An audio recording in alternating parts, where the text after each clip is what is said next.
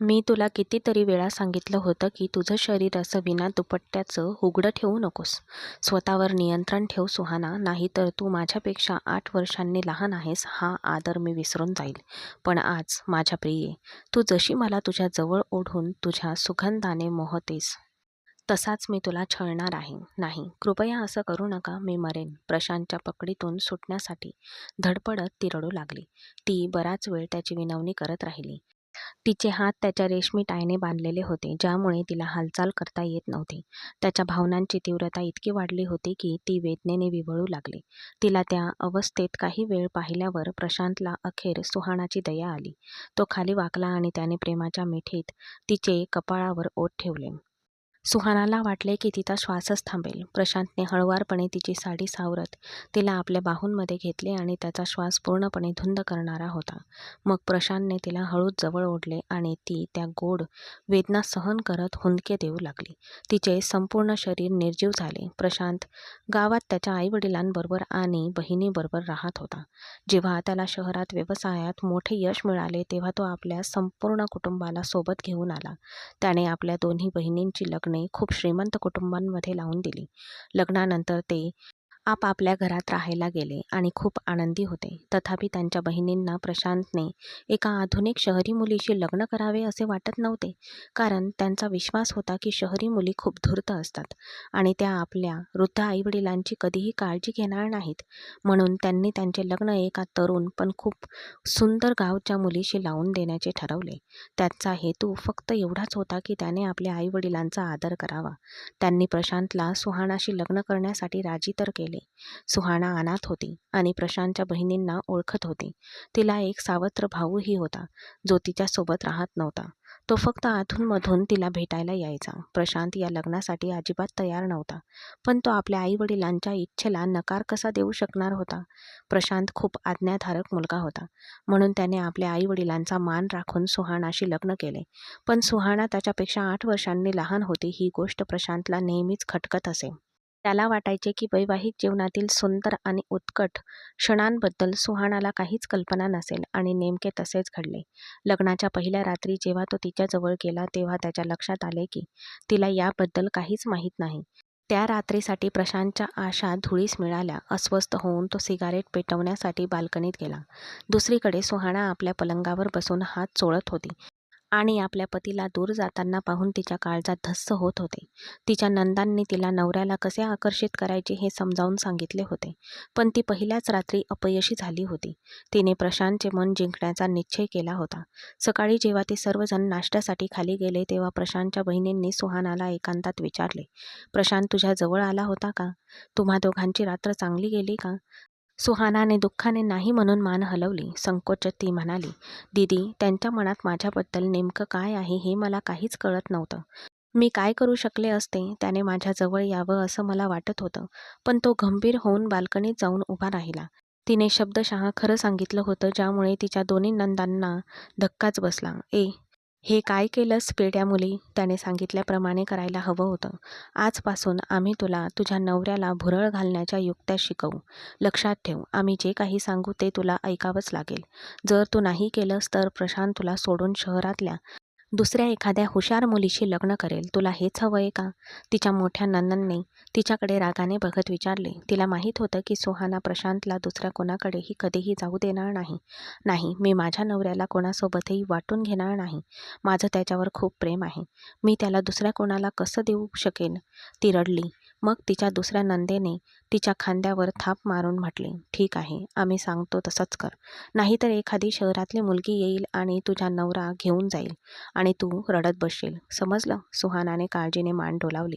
तिच्या नंदा तिथे 2-3 दिवस राहिल्या होत्या आणि त्यांनी सुचवलेल्या सर्व पद्धती अंमलात आणण्याचा तिने पुरेपूर प्रयत्न केला. पण प्रशांत समोर आला की सगळं काही बिघडायचं. आता तर प्रशांतसुद्धा एखाद्या दगडासारखा निश्चल झाला होता. त्यामुळे सगळं आणखीनच बिघडणार होतं. तो तिच्याकडे अजिबात लक्ष देत नव्हता. आपल्या नवऱ्याला आपल्याबद्दल आकर्षण वाटावं यासाठी काय करता येईल या विचारात ती रात्रभर जागी राहायची. ती एक अत्यंत सद्गुणी आणि सुसंस्कृत मुलगी होती. ती केवळ प्रशांतच्या आईवडिलांची काळजी घेऊन त्यांची सेवाच करत नव्हती, तर तो तिच्यावर कधीही रागावू नये म्हणून त्याच्यासाठी त्याचे आवडते जेवणही बनवत असे. पण तिच्या हे लक्षात आले नाही की जरी ती आपल्या स्वयंपाकाने त्यांच्या गरजा पूर्ण करू शकत होती तरी एका पुरुषाच्या शारीरिक आणि भावनिक इच्छांचे काय? प्रशांत एक परिपूर्ण पुरुष होता. त्याला आयुष्यात अशाच जोडीदाराची गरज होती. कुणासोबत तो आपल्या आयुष्यातील आनंद मोकळेपणाने वाटून घेऊ शकत होता. पण आपल्या तरुण पत्नीला तो काय सांगणार होता? त्याबद्दल विचार करायलाही त्याला संकोच वाटत होता.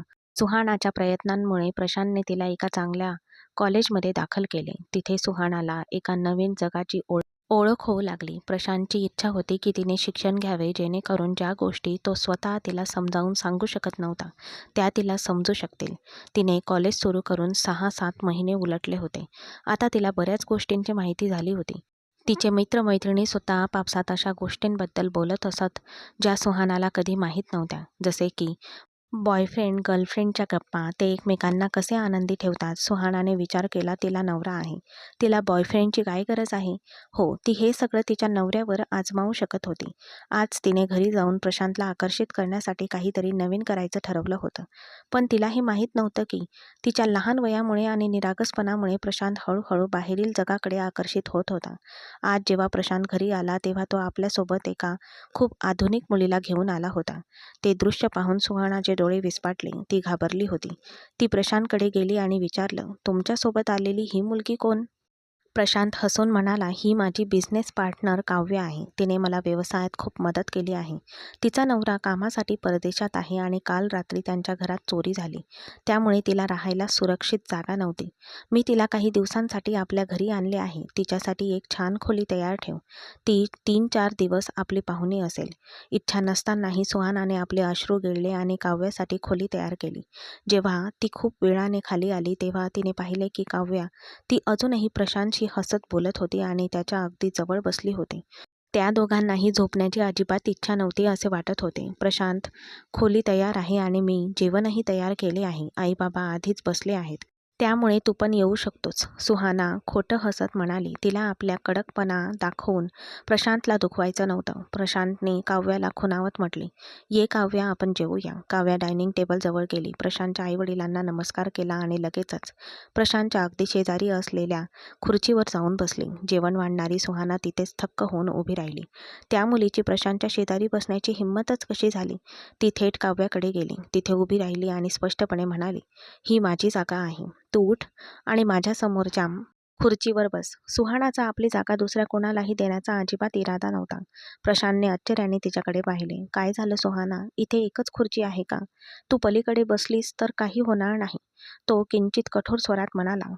त्याचवेळी प्रशांतच्या आईने त्या नवीन मुलीबद्दल नाराजी व्यक्त करत म्हटले, प्रशांत, सुहानाचं बरोबर आहे. तू तिची जागा दुसऱ्या कोणालाही देऊ नयेस हे तुला आणि तुझ्या पाहुण्याला माहीत असायला हवं. ती मुलगी, तेव्हा तिच्या मुलाने आपल्या पत्नीला मध्येच थांबवले. सासूबाईंनी तिची बाजू घेतल्याचे पाहून सुहानाने मनातल्या मनात देवाचे आभार मानले.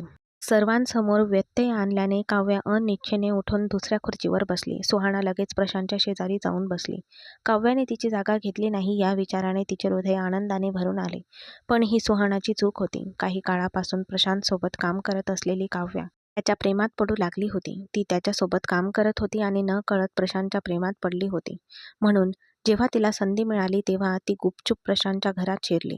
तिला या 2-3 दिवसात प्रशांतला तिच्या प्रेमात इतके पाडायचे होते की तो तिच्याशिवाय जगूच शकणार नाही आणि त्यांच्यात एक असे शारीरिक आणि भावनिक नाते निर्माण करायचे होते जे प्रशांत कधीही विसरणार नाही. त्यानंतर ती तिच्या पतीला सोडून कायमची प्रशांतची होणार होती.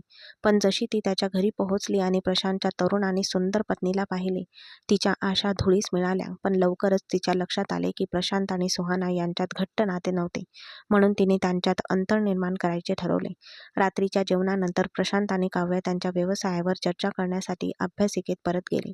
दरम्यान सुहाना तिच्या खोलीत अस्वस्थपणे फेऱ्या मारत होती. रात्रीचे 11 वाजले होते पण प्रशांत अजून वर आला नव्हता. आता पुरे. तिने चप्पल घातली आणि खाली जाऊन बसली. तिने चोरून पाहिले तर ते कामाबद्दल बोलत होते पण काव्य अगदी निर्लज्जपणे प्रशांतवर वाकून त्याला एक फाईल दाखवत होती. हे पाहून सुहानाने मुठी आवळला.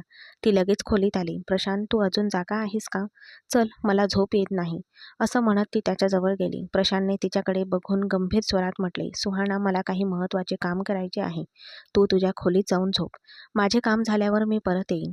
तुला इथे थांबण्याची गरज नाही. त्याच्या नजरेतून हे स्पष्ट दिसत होते की त्याला सुहानाचा बालिश गप्पांमध्ये रस नव्हता, तर काव्यासारख्या धाडसी मुलीचे बोलणे ऐकायचे होते.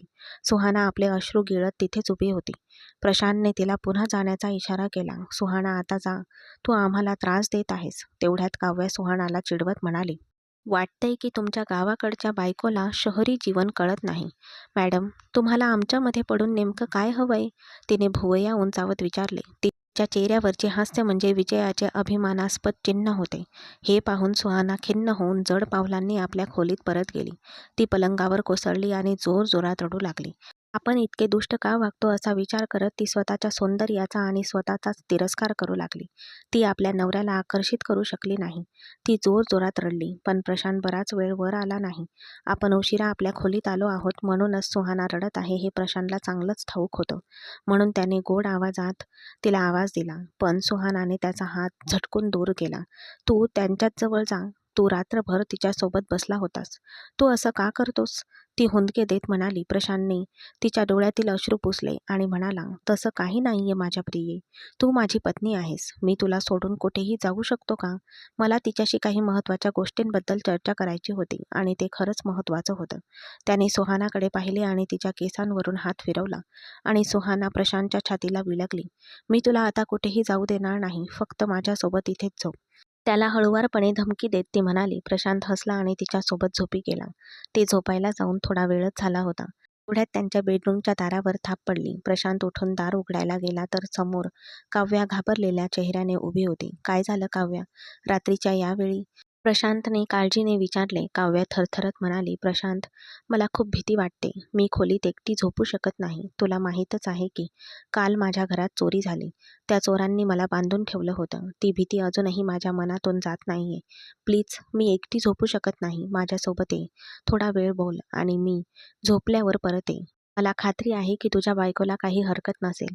ती निरागसपणाचे सोंग करून प्रशांतला आपल्या जाळ्यात ओढत होती. प्रशांत सहमत झाला. तो वळला आणि त्याने सुहानाकडे पाहिले, जी डोळ्यात अश्रू घेऊन त्याच्याकडे पाहत होती.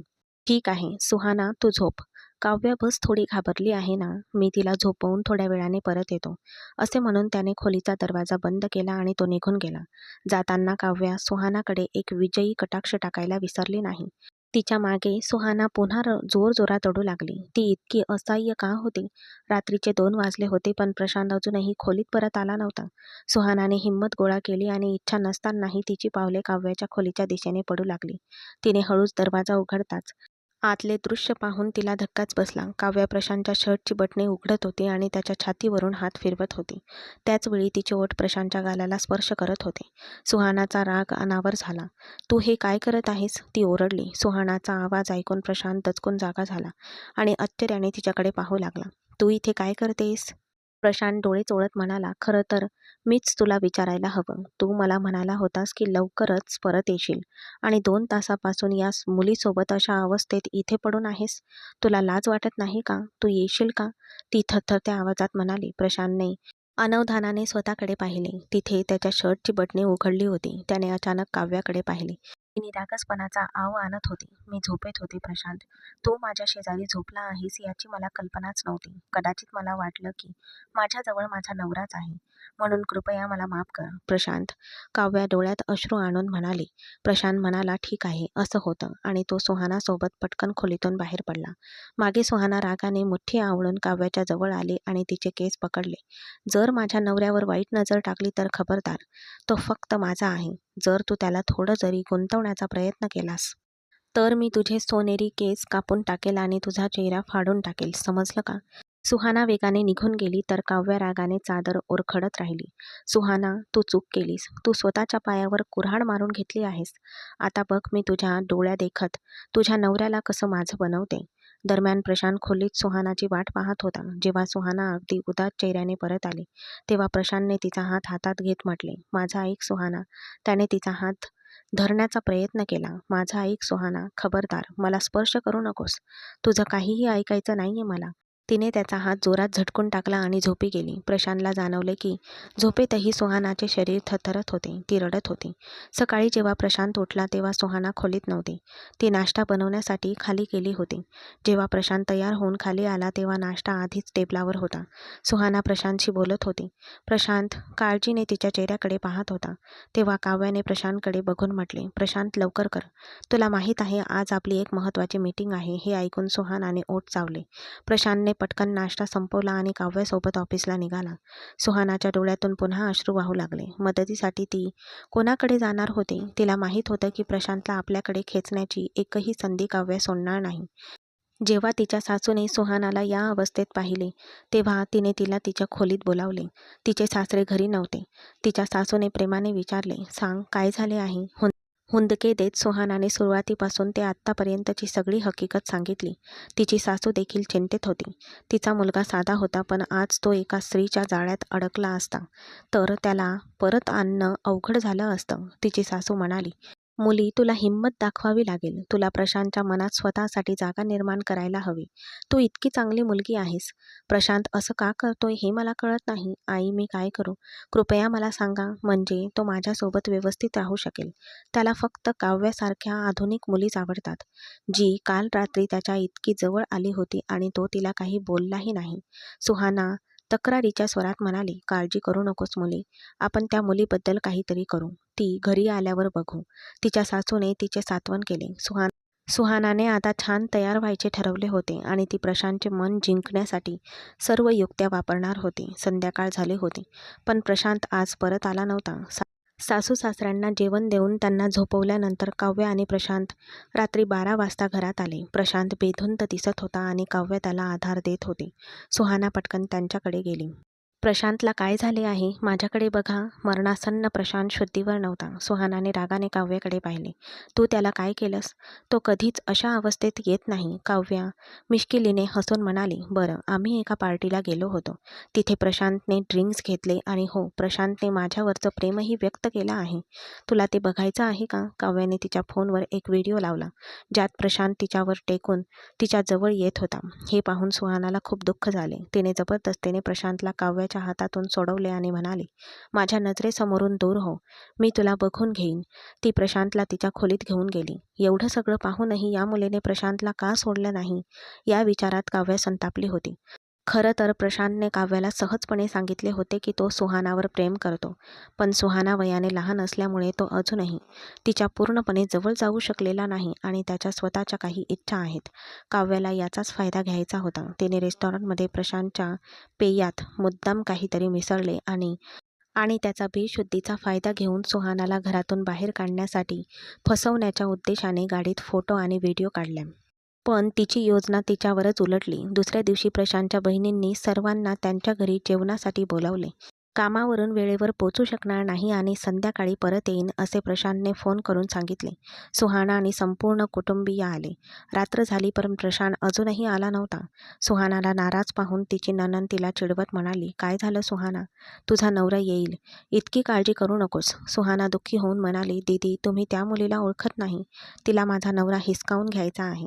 तिच्या नंदेने विचारले, तू प्रशांतच्या प्रेमात पडली आहेस का? सुहाना डोळ्यात पाणी आणून म्हणाली, तो माझा नवरा आहे दीदी. त्याच्याशिवाय माझं दुसरं कोण आहे? प्रशांत ऑफिसमध्ये एकटा होता. काव्याने त्याचा फायदा घेतला आणि प्रशांतच्या ज्यूसमध्ये एक औषध मिसळले. औषधाच्या प्रभावामुळे प्रशांत स्वतःवरचा ताबा गमावू लागला. तेव्हा काव्य येऊन त्याच्या मांडीवर बसली. प्रशांत तंद्रीत म्हणाला, तू तू सुहाना आहेस बरोबर? माझी सुंदर बायको. प्रशांतने सुहानाचा उल्लेख केल्याचे ऐकून काव्याला प्रचंड राग आला, पण तिला तिचे ध्येय पूर्ण करायचे होते. ती म्हणाली, हो प्रशांत, मी तुझी सुहाना आहे. प्रशांतने तिला सुहाना समजून तिच्या जवळ जाऊन तिला मिठीत घेतले. काव्याला खूप आनंद झाला. सुहानाला तिने स्वतःला थोडे आवरण्याचा प्रयत्न केला, पण नंतर तिने प्रशांतला मिठी मारली. काव्याच्या मनाला वाटत होते की ती एका स्त्रीचे घर तोडत आहे, पण तिच्या स्वार्थाने तिला सांगितले की ती फक्त प्रशांतच्या जवळ राहण्यासाठी हे करत आहे. प्रशांत काव्याच्या जवळ जाताच खोलीचा दरवाजा उघडला आणि प्रशांतचे सर्व कुटुंबीय येथे पोहोचले होते. आतलं दृश्य पाहून संपूर्ण कुटुंबावर जणू वीजच पडली. भीतीने थरथर कापत काव्य प्रशांतपासून दूर झाली आणि स्वतःला सावरू लागली. मी मी काहीही केलं नाही. प्रशांत मला सुहाना समजून माझ्याजवळ आला आणि माझ्यावर जबरदस्ती करण्याचा प्रयत्न करू लागला. मी नकारही दिला. ती खोटे अश्रू ढाळत म्हणाली. हे ऐकून प्रशांतची बहीण पुढे आली आणि तिने काव्याच्या गालावर जोरदार थप्पड मारली. थप्पडाचा वर्षाव करत ती ओरडली, अगं दुष्ट मुली, आम्ही आमच्या भावाला ओळखत नाही का? या सगळ्या भांडणाचं मूळ तूच आहेस. आमच्या घरी राहायला का आलीस? त्यांच्या बहिणीने काव्याचे केस पकडून तिची मान हलवली. माझ्यावर विश्वास ठेवा. मी काहीही केलं नाही, म्हणूनच तर मी इथे आले होते. प्रशांतला दूर ढकलत काव्या म्हणाली. नशेच्या परिणामांमुळे प्रशांत एका बाजूला डगमगला. दरम्यान प्रशांतचे आई वडील देवाचे नाव घेत खोलीतून बाहेर गेले, तर सुहाना दगडाच्या पुतळ्यासारख्या झालेल्या प्रशांतकडे एकटक पाहत राहिली. प्रशांतच्या बहिणीने पाण्याने भरलेला जग आणून त्याच्या चेहऱ्यावर ओतला. प्रशांतला अचानक शुद्ध आले. तो डोळे चोळत उठून उभा राहिला. इथे काय चाललंय?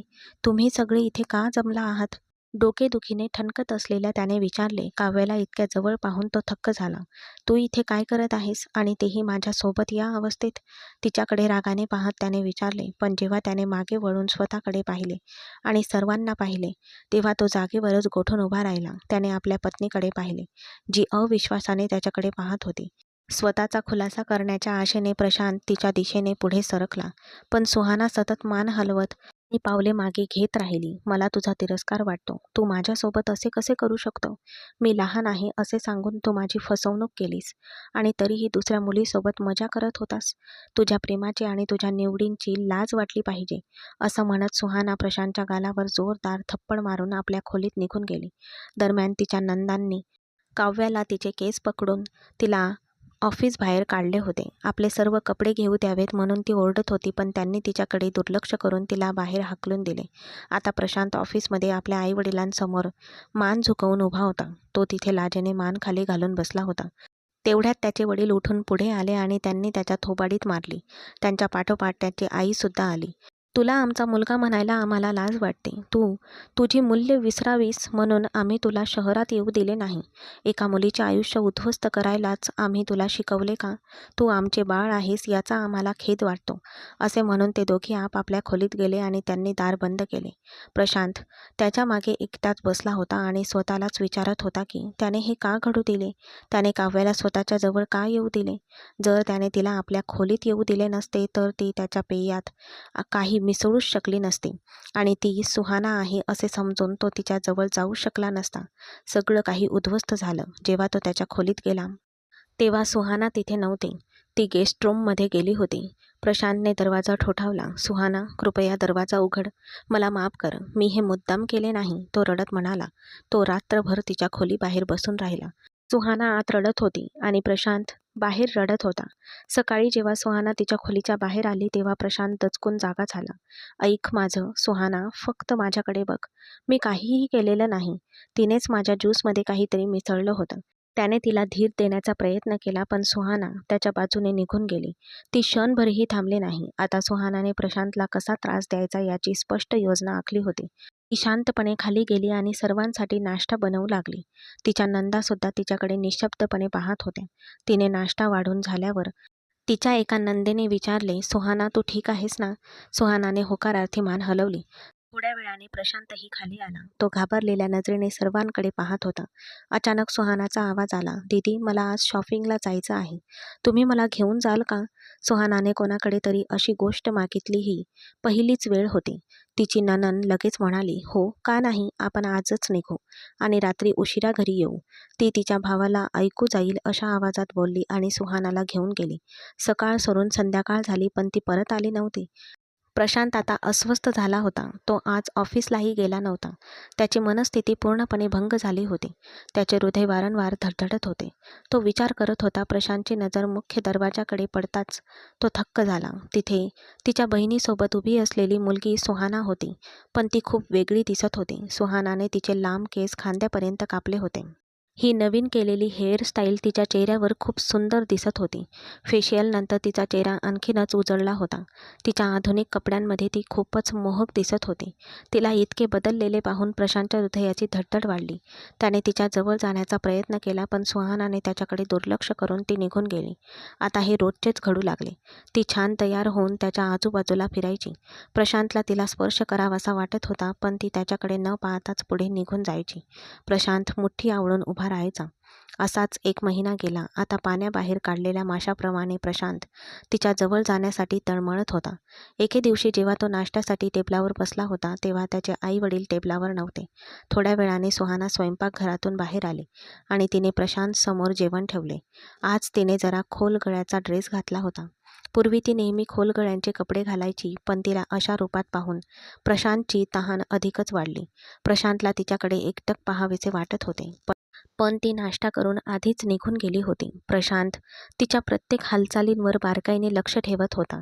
त्या दिवशी दुपारी प्रशांत आपले काम संपवून लवकर घरी परतला. जेव्हा सुहानाने त्याला जेवण वाढले, तेव्हा त्याची चिंता आणखी वाढली. हे काय दिवस असेच चालू राहिले आहेत. पण सुहानाला काही पर्वाच नाही असे वाटत असल्याने प्रशांतला तिच्याशी बोलायचे धाडस होत नव्हते. मग एके दिवशी फरशीवर पाणी असल्यामुळे सुहाना घसरली आणि थेट प्रशांतच्या मांडीवर पडली. "प्रशांत, मला सोड," ती धडपडत ओरडली. पण प्रशांत तिच्या मायेच्या भावनेत इतका हरवून गेला होता की तो तिच्या ओठांकडे कधी झुकला हे त्याला कळलेच नाही. तिने त्याला मागे ढकलण्याचा प्रयत्न केला, पण ती त्याला दूर ठेवू शकली नाही. तेवढ्यात सुहानाने प्रशांतला दातांनी चावा घेतला. प्रशांत घाबरून मागे सरकला. "मला तुझी काव्य समजण्याची चूक करू नकोस," तिने त्याला काव्याबद्दल टोचून म्हटले होते, ज्यामुळे प्रशांत आतून हादरून गेला होता. दुसरा दिवस रविवार होता. प्रशांत खाली आला आणि सुहाना कुठेतरी होती. दुसरा दिवस रविवार होता. प्रशांत खाली आला, पण सुहाना कुठेच दिसत नव्हती. त्याने संपूर्ण घर शोधले. दुपारी जेव्हा तो स्वतःला आवरू शकला नाही, तेव्हा त्याने आईला विचारले, "सुहाना कुठे आहे? तुला तिची आठवण झाली का? ती तुझी बायको आहे हे तरी तुला आठवतंय का?" आईच्या तिखट उपहासाने प्रशांतचे ओठ आवळले. आई स्वतःच म्हणाली, "ती फिरायला बाहेर गेली आहे. ती परत येईनच." "कुणासोबत?" प्रशांतने डोळे बारीक करत विचारले. "काय म्हणायचंय? ती परत आल्यावर तिला विचार." आई निघून गेली. प्रशांत एका अस्वस्थ मांजरासारखा तिची वाट पाहत राहिला. रात्रीचे 9 वाजले होते तेव्हा अचानक घरासमोर एक गाडी येऊन थांबली. सुहाना गाडीतून बाहेर पडली. रात्री इतक्या उशिरा तिला दुसऱ्या मुलासोबत पाहून प्रशांतला राग आला. त्याचा राग अनावर होत होता. तो पटकन तिच्या जवळ पोहोचला. "सकाळपासून कुठे होतीस? तू माझे फोनही उचलत नव्हतीस किंवा मेसेजला उत्तर देत नव्हतीस. तुझा फोनसुद्धा बंद होता. मला या सगळ्याचं कारण जाणून घ्यायचं आहे." "आणि तो कोण आहे? सांगशील का?" तो कठोर आवाजात म्हणाला. "त्याचे नाव उदय आहे." सुहानाने एका शब्दात उत्तर दिले. उदय खळखळून हसला, पण प्रशांतचा घाबरलेला चेहरा पाहून त्याने त्याला शांत राहण्यासाठी हात वर केले. "सुहाना, तुला काय झालंय? मी तुला मुलांसोबत फिरू नकोस असं सांगितलं होतं. तू कुणाशीही मैत्री करणार नाहीस, विशेषतः अशा व्यक्तींची जी मला आवडत नाही. मग तू या अनोळखी मुलासोबत रात्री उशिरापर्यंत बाहेर काय करत होतीस?" प्रशांतने दात ओठ खात विचारले. उदय हसून म्हणाला, "पण प्रशांतजी, तुम्हाला तिला थांबवण्याचा काय अधिकार आहे? कारण तुम्ही तिचे वडीलही नाही आणि भाऊही नाही, आणि ती तुमची बायको आहे, म्हणूनही तुम्ही तिच्याशी नीट वागले नाहीत. त्यामुळे तिला जेव्हा पाहिजे तेव्हा कुणासोबतही बाहेर जाता येईल. तुम्हाला सांगण्याची काही गरज नाही." प्रशांतचा राग वाढला. त्याने सुहानाचा हात पकडला. "तू हे काय करत आहेस? तू काय बोलत आहेस हे तुला कळतं तरी का? माझं मन तेच सांगतंय, आणि तसंही तू तुझ्या काव्यासोबत असायला पाहिजेस. तिने तुला मला भेटायला इथे चुकून कसं काय येऊ दिलं? तू तिच्यापासून चोरून मला भेटतोय का? कारण तिला रात्री भीती वाटते, नाही का?" सुहाना घाईघाईने म्हणाली. "काय मूर्खपणा करते आहेस तू? मी तिला विचारायचंच तरी का? मी तिला घरातून हाकलून दिलं होतं. विसरलीस का? मी तिला तेव्हापासून पाहिलेलं नाही. मी सकाळपासून इथे तुझी वाट बघतोय आणि तू याच्यासोबत वेळ घालवतेस." प्रशांत प्रत्येक शब्द चघळत म्हणाला. "म्हणजे तू सुद्धा रात्री उशिरापर्यंत बाहेर होतास. माझे फोन उचलत नव्हतास. त्या दिवशी मी पहाटे 2:30 वाजेपर्यंत मी तुझी वाट पाहत होते, तेव्हा तू माझ्या मेसेजला उत्तर दिलंस का? तू तिच्या मिठीत मजा करत होतास." सुहानाने त्याच्या डोळ्यात बघत विचारले. हे ऐकून प्रशांत निशब्द झाला, कारण त्याच्याकडे काहीच उत्तर नव्हते. "मला हे माहीत होतं आणि आता मला स्पष्टीकरण देण्याची गरज नाही. जसं तू कोणासोबतही वेळ घालवू शकतोस, तसंही मी सुद्धा घालवू शकते. जसं आज उदय मला सिनेमाला घेऊन गेला. मग आम्ही कॅन्डल लाईट डिनर केलं आणि खूप शॉपिंग केली आणि माझा विश्वास ठेव, तो तुझ्यापेक्षा खूपच चांगला आहे, सुहाना म्हणाली. त्याच्या हृदयावर थेट प्रहार झाला. सुहाना, प्रशांत तिला हलवत म्हणाला. ती त्याच्यापासून झटकत दूर झाली. प्लीज, तू तुझ्या घरी जा. ती तुझी वाट बघत असेल आणि तसंही. इतक्या छान संध्याकाळनंतर मी थकले आहे. मला फ्रेश व्हायचं आहे. तिने स्वतःच्या मनाला खूप दुखावलं आणि खोलीला कुलूप लावून ती आत गेली. स्वतःला शांत करण्याचा दुसरा कोणताही मार्ग तिला सुचत नसल्याने तिने खरेदीच्या पिशव्या कपाटात ठेवल्या आणि अंघोळ करायला गेली. सुहाना हसून म्हणाली, आता तुला प्रशांतला चिडवण्यात मजा येईल. प्रशांत आणि उदय मागे एकटेच राहिले. मला आता असं वाटतं तू पण निघून जा, प्रशांत उदयला म्हणाला. उदय म्हणाला, शांत हो प्रशांत, हे सगळं तुझ्याच चुकांमुळे झालं आहे. माझ्यावर राग काढण्याऐवजी तुझ्या स्वतःच्या चुकांवर आणि तू त्या निरागस मुलीला किती वेळ दुखावला आहेस यावर लक्ष केंद्रित कर. जर तू तिच्यासोबत आयुष्य घालवणार नव्हतास तर तिच्याशी लग्न का केलंस? तू तिला आशा का दिलीस? तिने तुझ्या प्रेमासाठी कित्येक महिने वाट पाहिली आणि तिला काय मिळालं? काहीच नाही. त्यामुळे तिला प्रश्न विचारण्याचा तुला काहीच अधिकार नाही. उदयने त्याला आरसा दाखवला आणि तिथून निघून गेला. सुहाना त्याच्यावर का नाराज होती हे प्रशांतला आता समजले होते. पण सुहानाच्या उदयसोबतच्या बाहेर फिरण्याला तो अजिबातच पसंत करत नव्हता. सुहाना अंघोळ करून असताना अचानक वीज गेली. तिने पटकन शॉवर बंद केला, अंगाभोवती टॉवेल गुंडाळला आणि गुपचूप बाहेर आली. अजून कोणीही जनरेटर चालू केला नव्हता, त्यामुळे सुहानाला वैताग आला. ओले केस तिच्या चेहऱ्यावर चिटकले होते. मेणबत्ती पेटवत असताना तिला आपल्या मागे कोणीतरी असल्याची जाणीव झाली. मागे प्रशांतला पाहताच ती एकदम मागे वळली आणि किंचाळली. प्रशांतने लगेच आपला तळहात तिच्या तोंडावर ठेवला आणि तिला भिंतीला दाबून धरले. मी तुझा नवरा आहे, तू का ओरडतेस? भिंतीवर आदळल्याने टॉवेल किंचित सरकला. तू माझ्याकडे दुर्लक्ष कसं करू शकतेस? प्रशांत प्रत्येक शब्दावर जोर देत बोलत होता. प्रशांत, ही कसली हिंमत? इतक्या रात्री तू माझ्या खोलीत कसा काय येऊ शकतोस? आणि या अवस्थेत? इथून चालता हो. प्रशांत समोर स्वतःला त्या अवस्थेत पाहून सुहानाला अस्वस्थ वाटले. का? मी का येऊ शकत नाही? तुझ्यावर फक्त माझाच अधिकार आहे. मग मी दूर का राहावं? तू माझी बायको आहेस ना? प्रशांत आपला चेहरा तिच्या चेहऱ्याजवळ नेत म्हणाला. सुहाना एखाद्या जखमी पक्ष्यासारखी फडफडली. सुहानाला अशा अवस्थेत पाहून तिच्याकडे जाण्यापासून स्वतःला का रोखता येत नाहीये हे प्रशांतला स्वतःलाच कळत नव्हते. काव्याला पाहूनही त्याला असं कधीच वाटलं नव्हतं. सुहानाला पाहिल्यावर भावनांच्या भरात तो पूर्णपणे स्वतःवरचा ताबा गमावून बसला होता. आधी कुठे होतास? लग्नाच्या रात्री तू मला दूर लोटलंस. आता का आला आहेस? आता उदयचा हेवा वाटतोय का तुला? दुसऱ्याच कोणाचं तरी नाव घेत ती ओरडली. त्यामुळे प्रशांत अस्वस्थ होत होता. तू कोण आहे? मला सांग. प्रशांतने तोंड दाबून धरत रागाने म्हटले. माझ्याजवळ येण्याचा आणि माझ्यावर हक्क गाजवण्याचा अधिकार फक्त तुलाच आहे.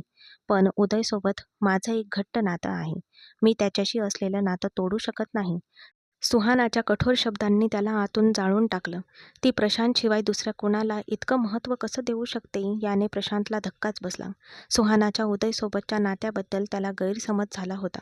तर मग असं आहे का? म्हणजे जर मी तुझ्या खूप जवळ आलो तर, मी तुला माझी बनवलं तर तो तुला स्वीकारेल का? त्याने तिखटपणे विचारले. उदय हा सुहानाचा सावत्र भाऊ आहे हे माहीत नसतानाच प्रशांत विचार न करता तिच्या सुंदर ओठांकडे पूर्णपणे ओढला गेला होता. तुला काय झालंय? उदय माझा भाऊ आहे. प्रशांत तिच्यापासून दूर होताच ती ओरडली.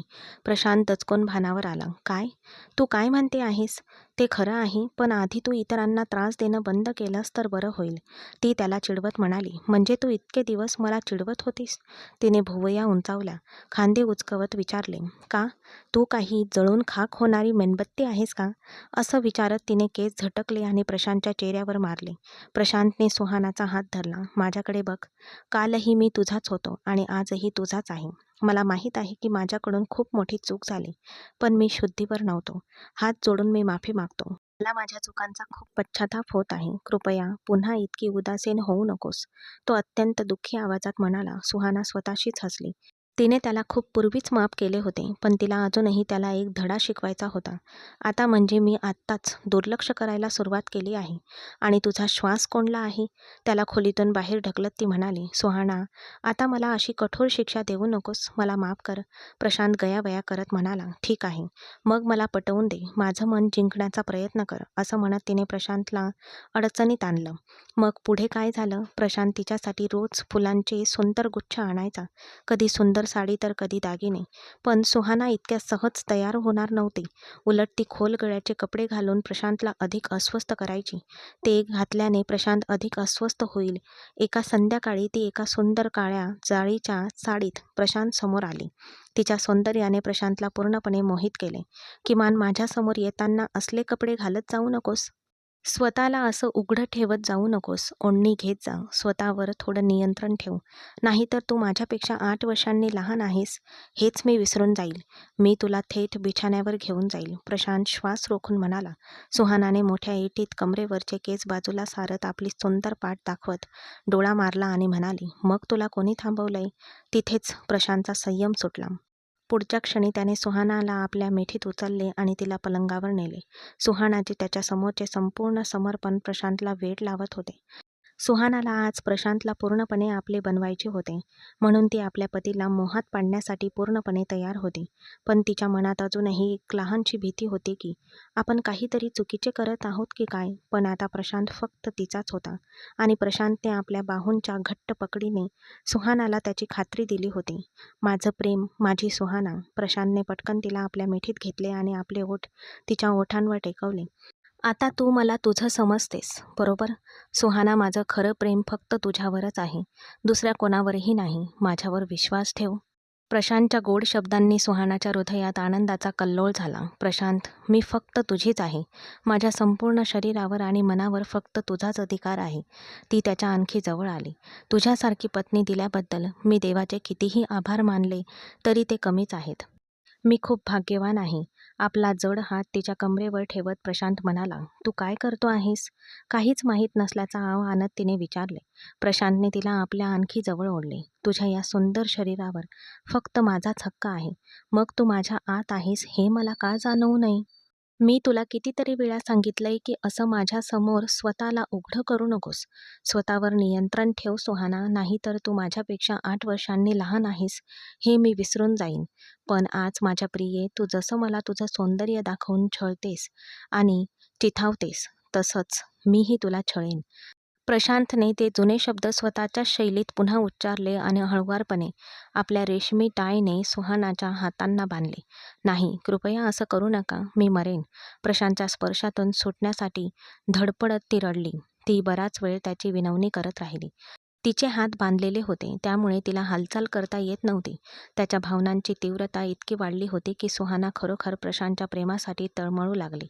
तिला त्या अवस्थेत काही वेळ पाहिल्यावर प्रशांतला सुहानाची दया आली. तो तिच्या जवळ झुकला आणि त्याने प्रेमाने तिच्या ओठांना आपल्या पकडीत घेतले. सुहानाला वाटले की तिचा श्वासच थांबेल.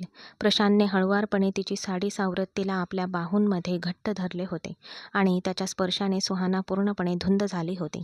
मग प्रशांतने तिला हलकेच चावले आणि ती त्या गोड वेदना सहन करत हुंदके देऊ लागली. सुहानाचा श्वास जड झाला. प्रशांतने तिच्या साडीचा पदर बाजूला केला.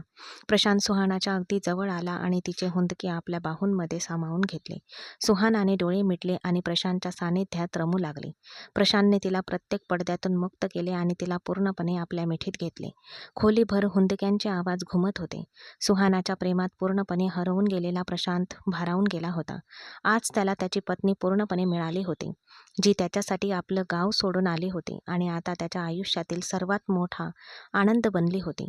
दुसऱ्या दिवशी सकाळी जेव्हा ते दोघे नाश्त्याच्या टेबलापाशी आले तेव्हा प्रशांतच्या आईने सुहानाला पाहिले आणि त्यांना समजले.